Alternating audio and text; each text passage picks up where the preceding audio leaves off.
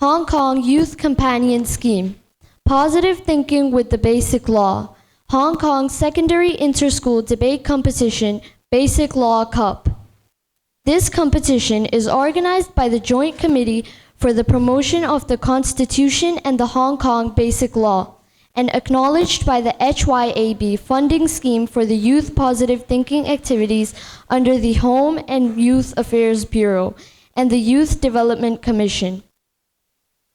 We are delighted to have the support of Department of Justice, Security Bureau, Home Affairs Department, Leisure and Cultural Services Department, the Law Society of Hong Kong, Hong Kong Federation of Education Workers, Hong Kong Association of the Heads of Secondary Schools, Association of Principals of Government Secondary Schools, Hong Kong Subsidized Secondary Schools Council, Hong Kong Direct Subsidies Scheme Schools Council, Hong Kong Island School Heads Association, Kowloon Region School Head Association, New Territory School Heads Association, Grant Schools Council, Hong Kong Huaxia Education Institute, Hong Kong Gifted Education Teachers Association, Education Convergence, Hong Kong Council for Education Administration, the Hong Kong Academy of School Managers, Chung Ye Hyuk Choi Educational Organization, Wu Fu Social Enterprises,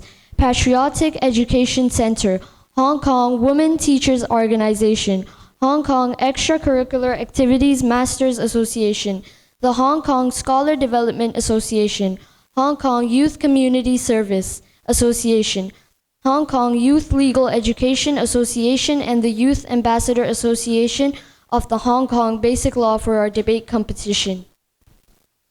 Today's motion is smoking should be totally banned in Hong Kong.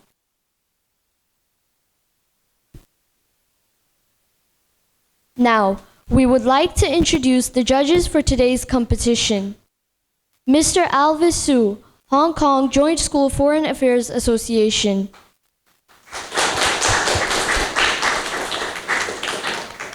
Miss Yvonne Chi Fong Cheng, Solicitor.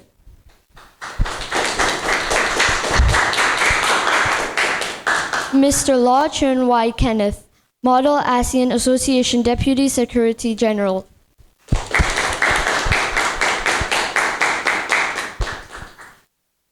Let us now introduce the competing schools and their debaters. Affirmative Team First Debater, Lee Cherkhim Marcus. Second Debater, Choi Chi Chong. Third Debater, Joven Lau. For the opposition team, First Debater, Jamie Chan. Cassie Chung. Second Debater, Jamie Chan. Third Debater, Clover Leung.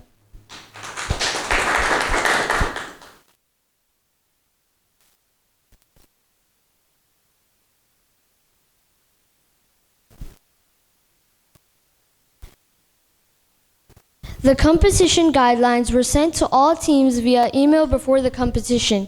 Is there any question? The speaking order is as follows. The first debater speaks first, followed by the second and third debaters. The affirmative side speaks first, followed by the opposition side. The summary statement begins with the opposition side first debater, followed by the affirmative side. Debater must signal to the timekeeper before speaking. The timekeeper will ring a bell and begin timing. Debaters must speak only after the bell is rung. The timing method is a countdown. The allocated speaking time for the first debater is 3 minutes. The allocated speaking time for the second and third debaters is 2.5 minutes. The allocated speaking time for summary is 3 minutes. A 2-minute preparation period will be provided before the first debater delivers their speech for summary. The timekeeper will ring the bell when 1 minute remains before the debater's allocated speaking time expires. When a debater uses up the allocated speaking time, The timekeeper will ring the bell 3 times, and the chairperson will immediately end the speech. The timekeeper is responsible for ensuring accurate timing and chiming. However, if the timekeeper makes an error, it should be reported to the judges immediately.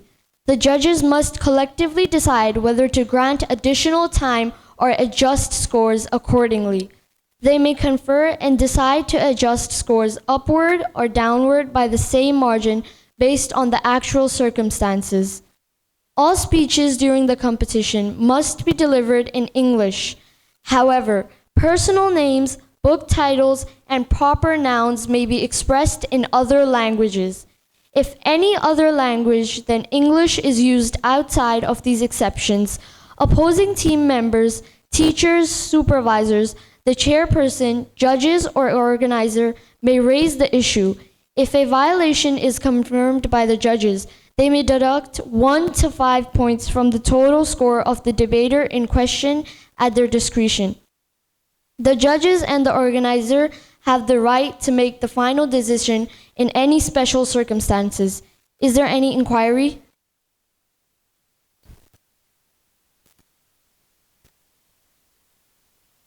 We will now begin with the affirmative first speaker. You will have 3 minutes. Please let the timekeeper know when you are ready.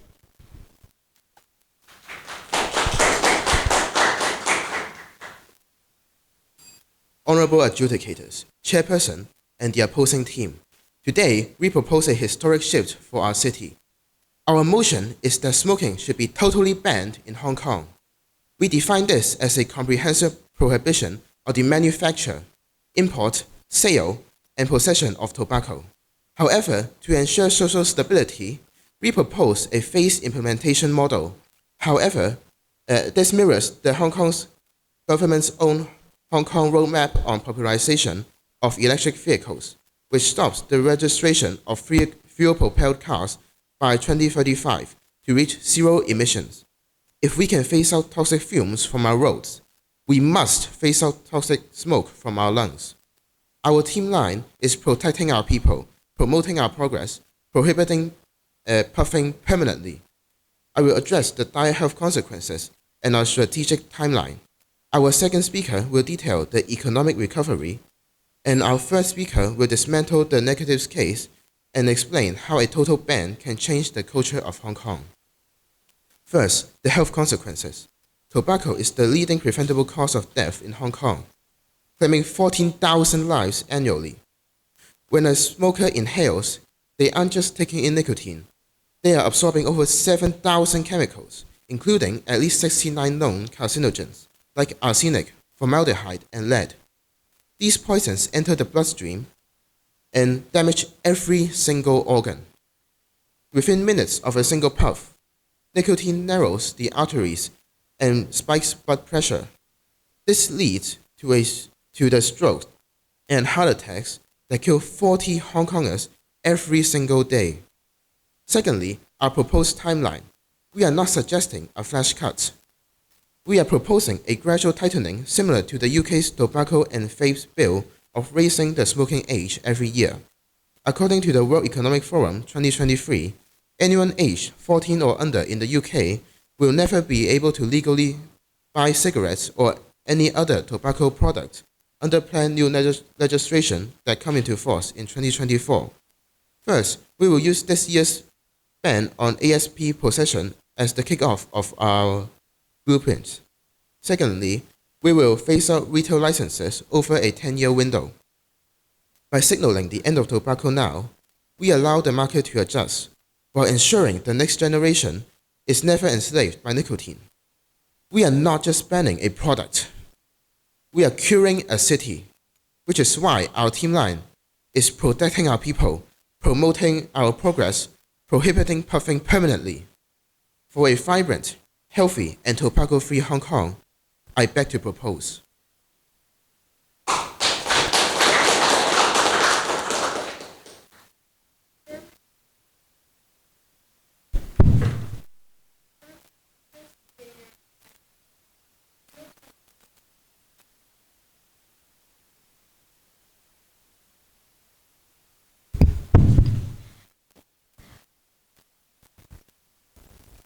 Now, let's welcome opposition first debater.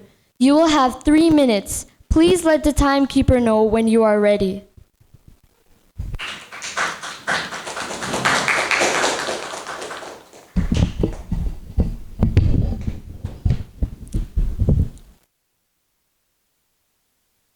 Okay, I'll start in 3, 2, 1. Good morning, ladies and gentlemen, adjudicators, and our dear opponents. Let me offer some rebuttals. So our opponents have said that their model will be following like the UK, and they will be raising the legal age for smoking each year. But this is not feasible nor effective, as those people who really want to smoke, they could just ask their older family members or friends to help them buy cigarettes for them. And this still also doesn't erase the backlashes of a ban, which we will later elaborate with our second and third debaters, as there will be black markets still in place. And the first speaker of the affirmative team also said that smoking is bad and they will have many side effects. But in our side, we have already minimized the impacts of the following regulations, which I will later elaborate in my script. So the prevalence has already dropped very low compared to the past.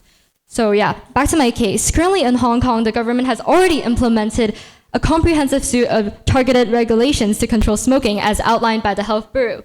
These include 1. Enforcing a minimum illegal age of 18 for the sale of tobacco products. 2. Sharply increasing tobacco duty, pushing the price of a pack of cigarettes to around 96 Hong Kong dollars. 3. Imposing plain standardized packaging requirements. 4. Establishing extensive statutory no smoking areas. And 5. Restricting the number of retailers to limit easy access. These measures are not mere window dressings, and they have proven extraordinarily effective. According to the Census and Statistics Department, Hong Kong's daily smoking prevalence has plummeted to a record low of 8.5% in 2025, down from a staggering 14.4% in 2003, reaching a historical low. This represents one of the lowest rates in the world, actually, according to the Department of Health, achieved through 2 decades of consistent evidence-based control rather than outright prohibition. When the current situation is so clearly controllable and improving, why should we impose a total ban on something that has always been legal? Such a drastic step would be unwanted overreach, likely triggering a backlash, fueling a black market, and eroding public trust in balanced ordinance. Let us be clear on how these regulations have successfully reduced harm to the lowest possible level. For example, the steep tax increases have made cigarettes far less affordable, directly curbing consumption, especially among price-sensitive youth, and generating revenue that supports public health initiatives. And the plain packaging strips away marketing glamour and appeal that once lured new smokers. So collectively, these targeted controls have slashed overall cigarette consumption and minimized both individual and societal harm without the chaos, enforcement nightmares, or liberty violations that a total ban would inevitably unleash. In short, Hong Kong's current framework strikes the right balance. It empowers citizens with informed choice while rigorously reducing harm. Our team line is prohibition is a hollow wish, a global demand you cannot extinguish. Hence, the motion must fall. Thank you. The opposition first debater has 5.33 seconds left. Now, let's welcome affirmative second debater. You will have 2.5 minutes. Please let the timekeeper know when you are ready.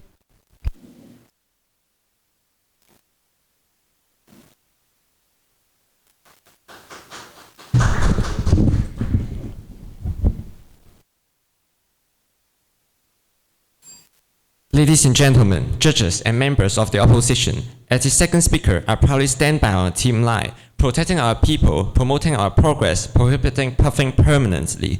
Before moving to my substantive argument, allow me to give some rebuttals. The opposition claims that the smoking can generate revenue. This is a false economy.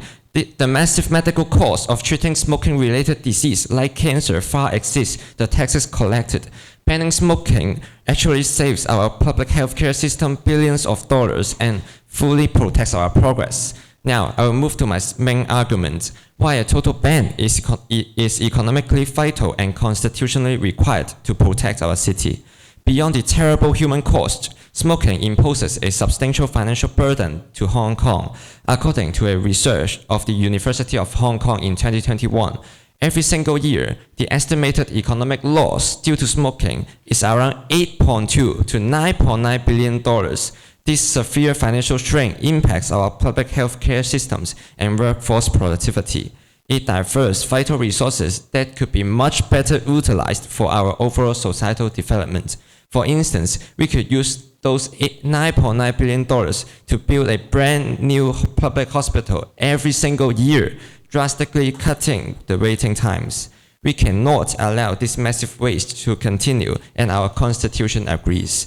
The preamble of the Basic Law clearly mandates that we must maintain the prosperity and stability of Hong Kong, splitting up to $9.9 billion every year to a deadly habit directly undermines this economic prosperity. A total smoking ban is the most effective policy to stop this financial drain and secure our city's stability. To stop these massive economic loss, protect our resources, and fulfill our constitutional duty, smoking must be totally banned. We must stand firm in protecting our people, promoting our progress, and prohibiting puffing permanently. Thank you. The affirmative second debater has 22 seconds left. Now, let's welcome opposition second debater. You will have 2.5 minutes. Please let the timekeeper know when you are ready.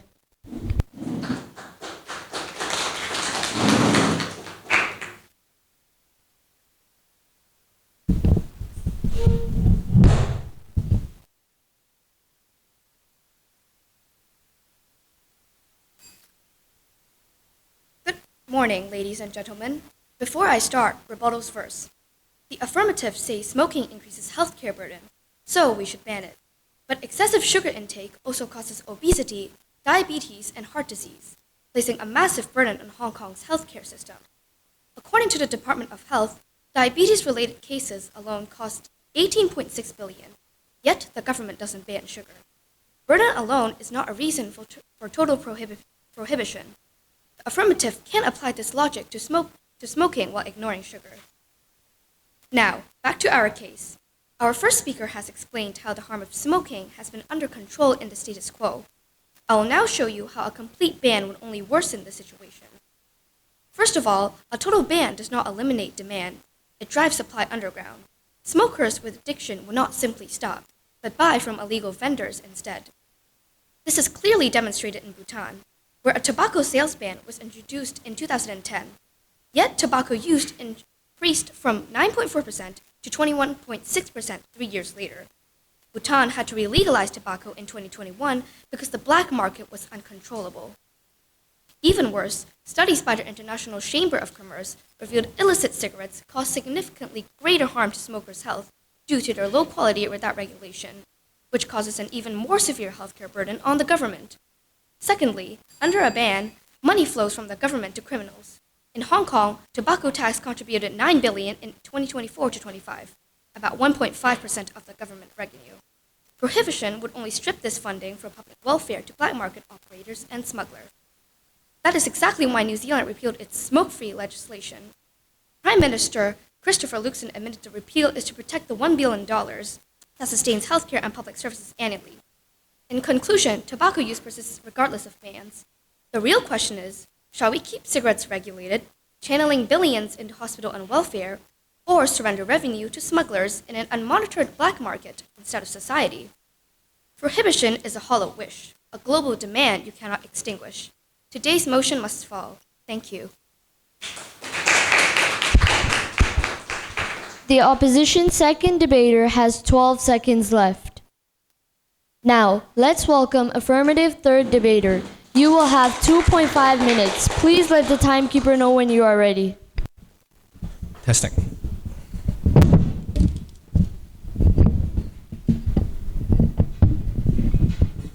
Testing. Ladies and gentlemen, judges, and a member of opposition, before I address my points, allow me to give some rebuttals. Tobacco bans, you said that tobacco bans will lead to an underground market, but that a total ban is not the sole contributor to illegal markets, but also a weak regulation frameworks, poor tax administration, etc.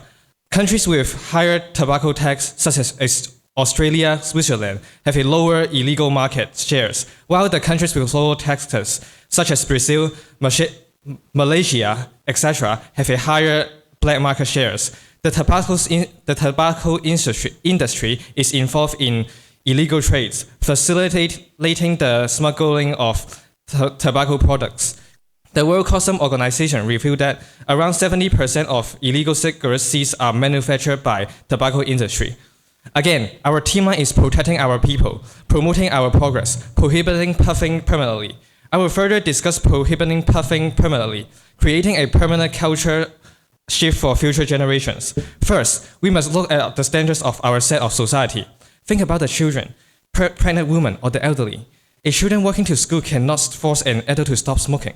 An elderly person cannot simply run away from the smoke. They can't do anything and they are defenseless. It is the absolute duty for the government to protect these vulnerable groups. We cannot rely on the politeness of the smoker. We need the protection of the law. Second, a total ban is the only way to permanently protect the next generation. We are not just trying to force the current smoker to stop smoking. We are trying to ensure tomorrow's youth that they would not smoke as well. As my first speaker mentioned, we are using a step-by-step approach, like the UK's plan to rise the smoking age every year. We are creating a future where tobacco does not simply exist for the young people. This prevents the next generation from becoming slaves to nicotine addiction. The Hong Kong government has banned vapes and alternative smokes products. Sales, manufacture, promotion, and the import of vapes are already banned. If e-cigarettes are banned totally, then why shouldn't we apply the exact same ban on smoking? By passing this motion, we are not just banning the product, we are curing a city, protecting innocent lives, and taking a big step forward in our social progress. Thank you. The affirmative third debater has 4 seconds left. Now, let's welcome opposition third debater. You will have 2.5 minutes. Please let the timekeeper know when you are ready.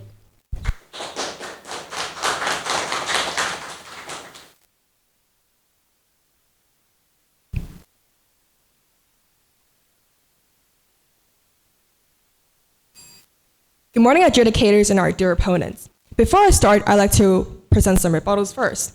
So the affirmative team stated that smoking incurs an economic loss of around $8.2 billion. But let's do a cost-benefit analysis. If the current harm is actually already contained and is already controlled by the government by implementing a lot of different regulations, why should we input a high cost to implement the ban to fix such a small harm? You're just wasting money to actually go through with the ban, and it's just not cost-effective generally. So secondly, we have actually already minimized the impacts with all the regulations as the government has imposed, as mentioned. So the prevalence of smoking in Hong Kong actually dropped a lot, and it's one of the lowest in the world according to the Health Bureau. And also the affirmative team has mentioned a lot about economic loss. So actually, a lot of activities with similar side effects, like with smoking, for example, gambling, they actually cause loss in productivity as well. So does the affirmative team want to create an end game for all of these activities as well? So our team line is prohibition is a hollow wish, a global demand you cannot extinguish. So now back to my case. Smoking is not as dangerous as other banned activities, such as drugs like heroin. The National Institute on Drug Abuse notes that heroin can actually cause immediate hypoxia, permanent brain damage, and hallucinations. By contrast, smoking is nowhere near that serious. Addiction develops gradually. About 4 cigarettes a day are needed, according to Smoke-Free.hk, so drug abuse and smoking are just simply not comparable at all. Second, consider other harmful activities comparable to smoking. Processed food, alcohol, and gambling all pose serious risk. And the World Health Organization actually classifies both processed food and alcohol as group 1 carcinogens, meaning they just cause cancer as smoking does. And yet, the government does nothing about them. So this just proves our case. Harm alone doesn't justify a complete ban, especially when smoking's impact is no larger than other accepted activities. Just like the US prohibition era from 1920 to 1933, banning long-established substances is futile. Addicted users will still find ways to continue. So prohibition only sparks backlash and harm instead of achieving public health goals. So does the opponent envision a processed food endgame or a gambling endgame as well? Therefore, this motion must fall. Thank you. The opposition third debater has 0 seconds left. We will now have a summarized preparation of 2 minutes.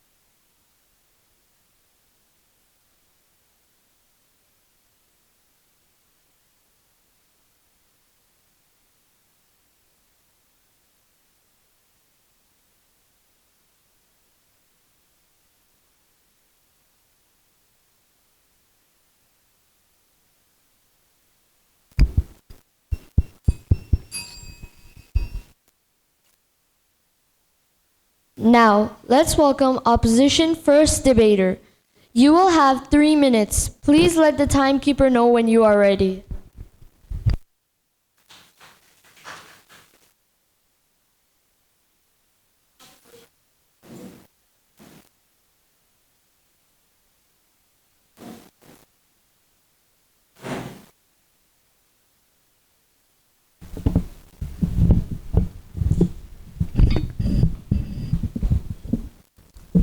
Testing. Okay, I'll start in 3, 2, 1. Good morning, adjudicators and fellow opponents. First, let me offer some rebuttals. So our opponents have yet to fail to respond to the question I raised earlier, which is their model is not effective, as the people who really want to smoke will still ask their friends or relatives to help them purchase these tobacco products. And secondly, they have raised the question of why the Hong Kong government has banned ASP but not traditional cigarettes. It is because that it is easier to legalize ASP with less backlash, as it is easier to change the mindset of the younger generation, those who consume alternative smoking products, rather than the older generation where smoking is most concentrated. So hence, banning will cause backlash. So this is why we don't agree on that. And the next rebuttal will be on, our opponents do agree that there will be a rise in black markets, but they have yet to elaborate on how they plan to tackle these black markets. And they have also said that the higher the country's tobacco tax, the lower the black market. But it doesn't matter on how effective the government is or how high the tobacco tax is, as it doesn't matter because the cost of enforcing this is still very high, and we shouldn't allocate such a high cost to go through with this. And the opponents today keep emphasizing people's health, but we want to tell you guys that even if we totally ban this, people will still continue to buy from black markets, and those cigarettes in black markets, their quality isn't insured, and it's even worse than the ones we currently have in the market, as they aren't authorized, and the money that people buy go to those black market vendors, and we're losing the 9 billion Hong Kong dollars. Let us repeat, we're losing $9 billion in funding, and we're losing money to implement the ban. Now, allow me to sum up the debate in clashes. Our first clash is on the harm of smoking. As I clearly explained, the harm of smoking in Hong Kong is already well under control through all those regulations. The situation is steadily improving without the need for extreme measures. Why should we disrupt this successful gradual progress with a sudden ban on something that has been legal and responsibly regulated for decades? As this debate draws to a close, one question remains. What role should the Hong Kong government play in balancing personal liberty and public safety? If smoking now possesses only a limited and controllable risk to others, can a liberal society still justify a total ban in the name of protecting people from themselves? Any restriction on liberty must be proportionate to public threat. A total ban goes too far and cannot be justified by the principle of proportionality. Our team line is: prohibition is a hollow wish, a global man you cannot extinguish. Smoking cannot and should not be banned in Hong Kong, as we've stated repeatedly in our scripts that it will lead to a black market and many backlash. Therefore, this motion must fall. Thank you. The opposition first debater has 2 seconds left. Now, let's welcome affirmative first debater. You will have 3 minutes. Please let the timekeeper know when you are ready. Tsung. Honorable adjudicators, Chairperson, at the end of this debate, we are left with a clear choice. Do we protect a lethal habit, or do we protect human life? Our team has stood firmly on the line, protecting our people, promoting our progress, prohibiting puffing permanently. To conclude this case, I will address the 3 main areas of clash in today's debate. First, let me answer the opposition's question on if this ban is feasible. The opponents claim that a total ban by phasing out smoking is impossible to enforce. However, Hong Kong citizens are highly law-abiding, as seen with our successful indoor bans. By stopping the legal sale of tobacco completely, we cut off the supply, making daily enforcement much easier for the police. By mirroring the government's electric vehicle roadmap, we are thus simply treating human health with the same urgency as our environment.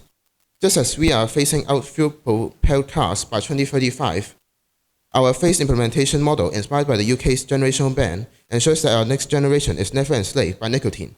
We are using the 2026 ASP ban as our blueprint to cure the city for once and for all. The opposition also argue that smoking is not as dangerous as drugs, yet they tell us that sugar should also be banned if smoking is banned. Is that not hypocritical? We have proven that a city as dense as Hong Kong, smoke is never private. We have established that 14,000 lives are lost annually and 40 people die every day. As our first speaker argued, a child walking to school or an elderly person at a bus stop cannot choose to stop breathing. When a product contains 7,000 chemicals and damages every single organ, the government has a constitutional and moral duty to step in. We don't rely on politeness, we rely on the law to protect the vulnerable.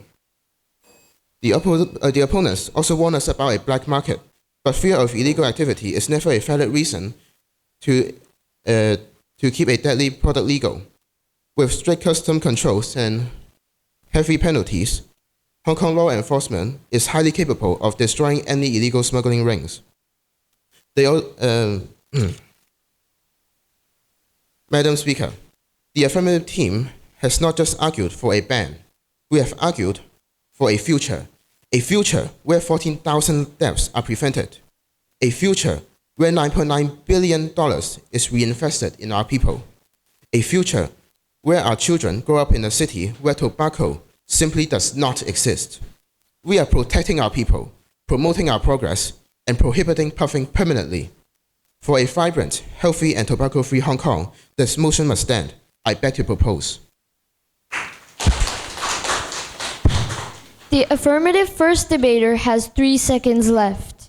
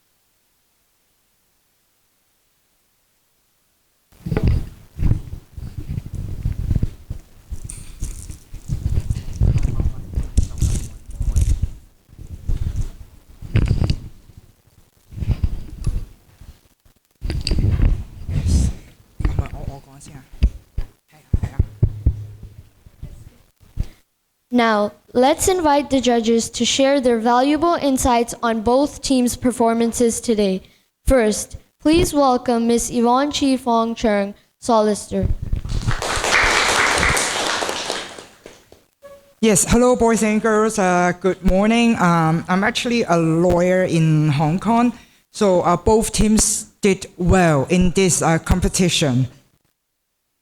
And so let me go with the affirmative side first.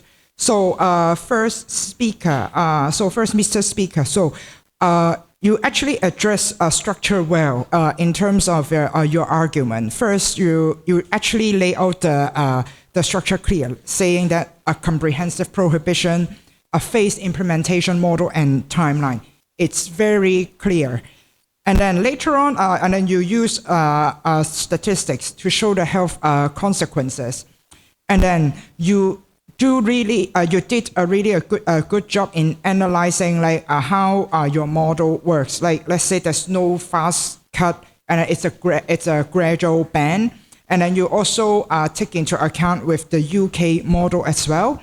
And then, however, I have the following comments in terms of your phase implementation. It's good, but where are the explanations? So, like how each phase, I know it's a time limit, like for 3 minutes, but perhaps you can address to you can pass this phase implementation to the second speaker and the third speaker. And then whether it's feasible for Hong Kong to adopt the UK model entirely. So you have to address that, the pros and cons. And as second, Mr. Speaker, you explain well by mention about total ban is economically vital and constitutionally important.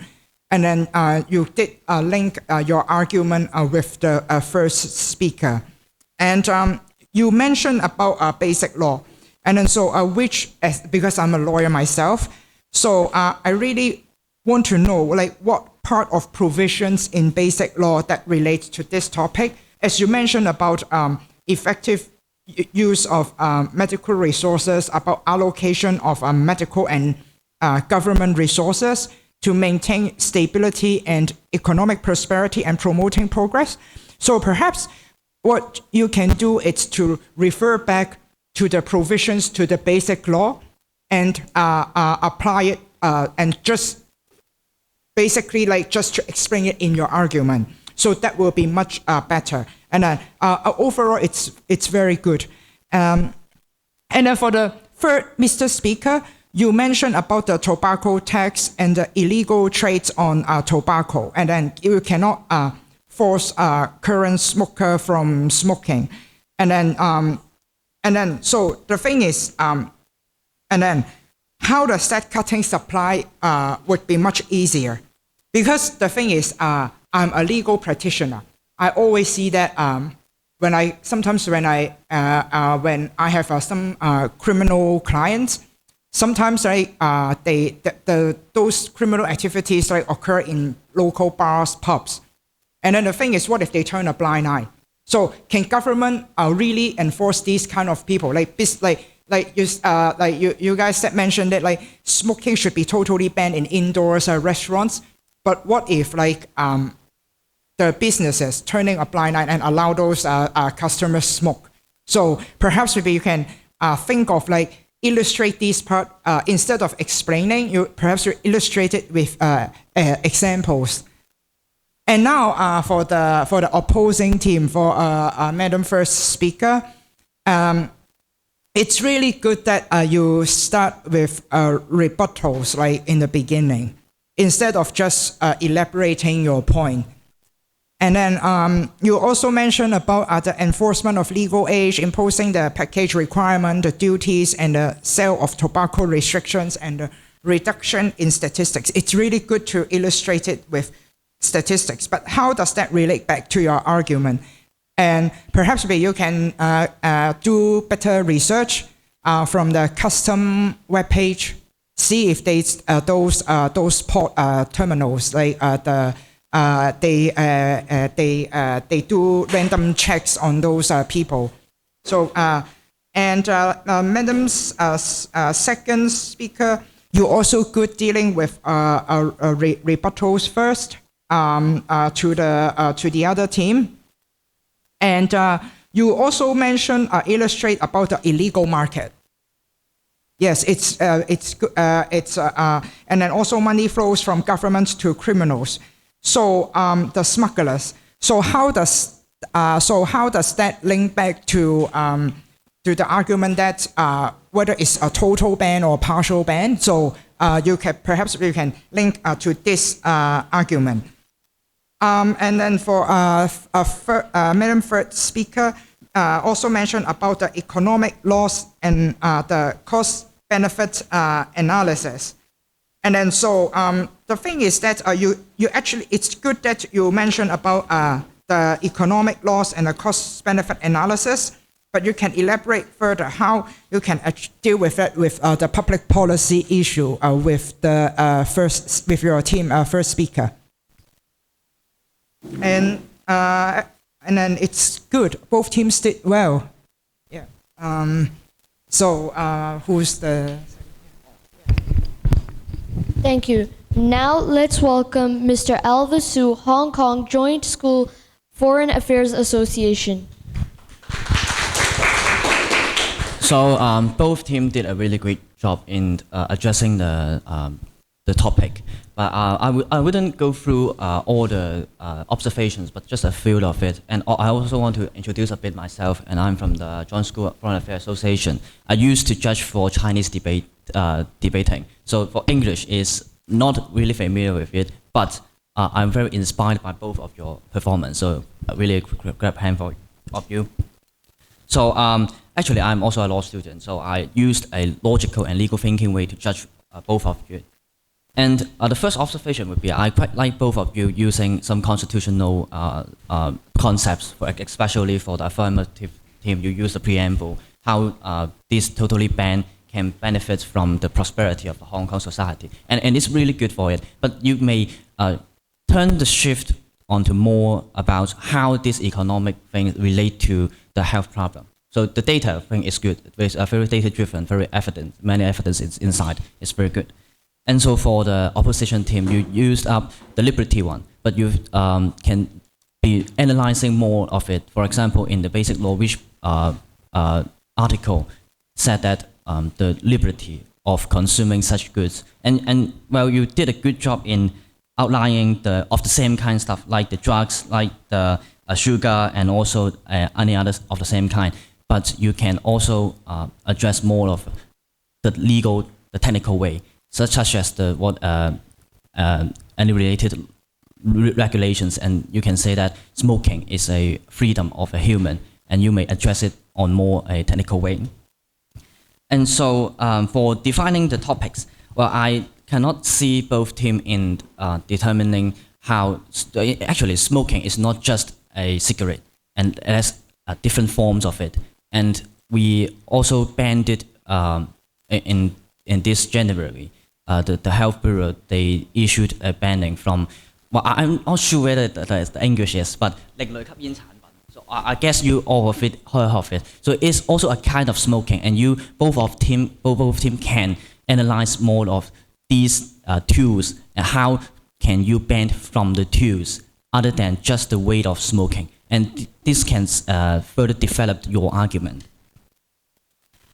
And for more technical way is that the opposition team, you can improve your rebuttal and your argument in response to the opposition one. So basically the opposition one, the First Lady, she mentioned some arguments, but you didn't really address it and didn't really respond to the arguments. So a more point-by-point response is required in your analysis. And so, yeah, the proportionality test is quite good, and you can also analyze more of it in relation to how the human rights and also liberty works in the topic, totally banned. And further to another justice note, how is a totally banned shift to a partially banned or a total freedom. And you may also use some more examples of the same kind. For example, the cannabis or other smoking stuff in other country to take the reference to Hong Kong and how it can be transformed. And this is the more technical way you can improve. So yeah, it's pretty well. And I'm looking forward to the next semi-final and final competition. Thank you. Now, let's welcome Mr. Law Chun Wai Kenneth, Model ASEAN Association Deputy Secretary General.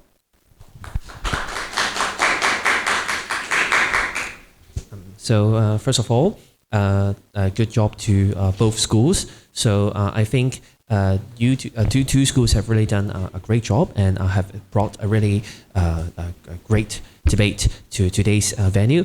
So my name is Kenneth. So let me do a little bit of self-introduction. So I'm from the Model ASEAN Association. So our association usually do more debate topics regarding to Southeast Asia because we're from the ASEAN Association. So indeed, there is still some, smoking. They can be seen from nearly all Asian countries. So it's quite a good a thing to see how this debate and motion is being discussed in the Hong Kong context. So I think let's start from the affirmative side. So I think in the fact that the motion would be smoking should be totally banned in Hong Kong. So what I think is your team could emphasize more about the way that the context of totally. So I can see the team uses lots of health aspects like being cancer, huge medical costs to burden to the government. So I can see why it needs to be banned. But I think it more can be emphasized about the word of totally. So why there needs to be a absolutely ban? Where there can be some a little places for those smokers to inhale their cigarettes and to enjoy their own life because it's their own personal freedom as mentioned by the judges. So I think more aspects can be mentioned apart from the health one. So for myself, I study public policy and I do public administration. So my comments will focus more about in terms of the administration one. So let's start from the model that you're trying to transfer from the UK model to Hong Kong. So I've also noticed kind of model before. I've heard that one. So I think what you're trying to do is a kind of policy transfer. Yeah, so it's trying to transfer from what UK is doing and bring back to Hong Kong. But I know the time is very limited, but you can try to do and try to put more effort in terms of trying to prove in terms of why it will work in Hong Kong, because you need to know the culture, how the people are smoking, they're quite different. So you need to try to do a little bit of proving about the localization one, like why this work in Hong Kong, what localizational efforts we have done. So I think this is quite a creative approach for to add into the speeches. So let's move on to I think you can also import or implement more some policy contexts. Like you're trying to mention some arguments like the smoking would bring a huge disastrous consequences to other societal members in Hong Kong. So you can mention externalities like it would create a negative effect to others without giving them any compensations. So I think these are some constructive feedback for me. So moving on to the oppositional side. So I think there are much more angles that could be tackled. So apart from those trying to create a logic like smoking and comparing to sugar, fat, and other kinds of drugs. So I think it's another creative logic to trying to break the logic between that smoking should not be totally banned in Hong Kong. So I think what the team could try to do more is to trying to prove why there is absolutely need a total ban. So of course, right now, as we can see, I think for smokers, the ban is quite harsh in Hong Kong when compared to mainland China. So as we can see, given that same pack of cigarettes, they may cost over $100 in Hong Kong. But in mainland China, the literally same pack of tobacco may only cost around like 30 to 40 RMB. So there is a really quite huge difference. So the consequences given to smokers is already quite large when compared to other countries and regions. So I think it would be a quite weak point for you, and an easier point for you to establish in order to revert the whole thing. And I think your team can also add a little bit more of current policy updates and contexts, like according to some of our own research in 2026, 1st of January, like the government has already extended its prohibited smoking zones. So it further extends to like banning smoking to child centers, schools, hospitals, elderly homes, and the entrances and exits of them within a 3-meter distance. And the penalty of smoking is also further increased. So I think the team could also try to mention some of these stats, some of these figures, and trying to create a furthermore argument that the penalty is already very huge. Why we still need to do an absolute banning? So I think this is one of some directions that the team could try to consider. Thank you. Today's motion is smoking should be totally banned in Hong Kong. Affirmative School, Poland Cook Lee Shing Pick College. Opposition School, Shatin Chung Chin Secondary School. Best debater of this round is Cassie Chung.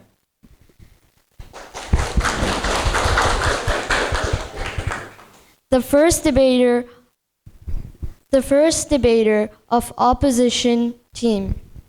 The result is 0-3.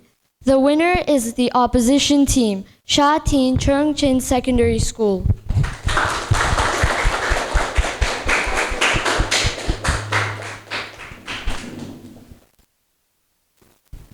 Winning team must send a representative to classroom 210 within 10 minutes after the competition.